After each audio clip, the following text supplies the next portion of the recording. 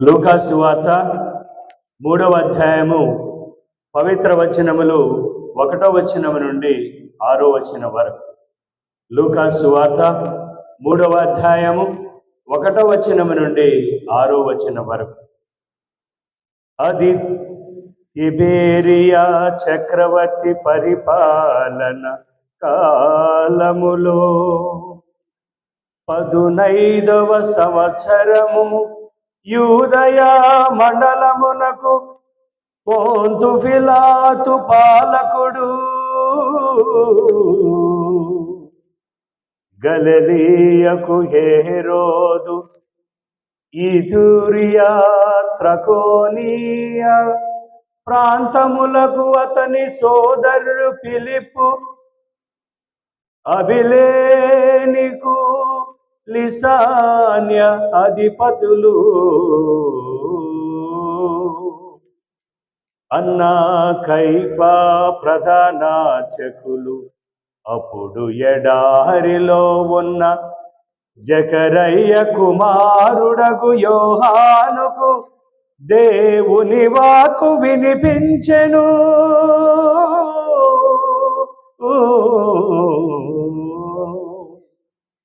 అతడు యోర్దాను నది పరిసర ప్రాంతములంతటా సంచరించుచు పాప క్షమాపణ పొందుటకై పరివర్తనము చెంది బాప్తిస్వము పొందవలయునని ప్రకటించుచుండెను.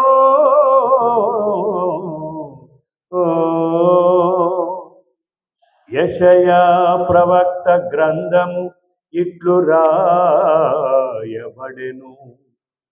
ప్రభువు మార్గము సిద్ధమునర్చుడు, ఆయన త్రోవను తీర్చిదిద్దుడు అని ఎడారిలో ఒక వ్యక్తి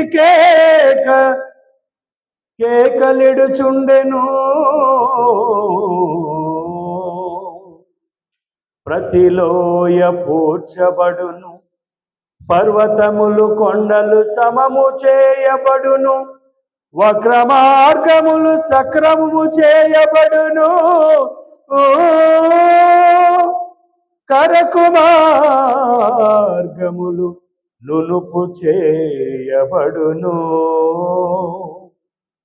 సకల మానవులు దేవుని రక్షణమును గాంచుదురు. ఇది క్రీస్తు సువిశేషము. క్రీస్తువా మీకు స్తుతి కలుగునుగాక. క్రీస్తువా మీకు స్తుతి కలుగునుగాక.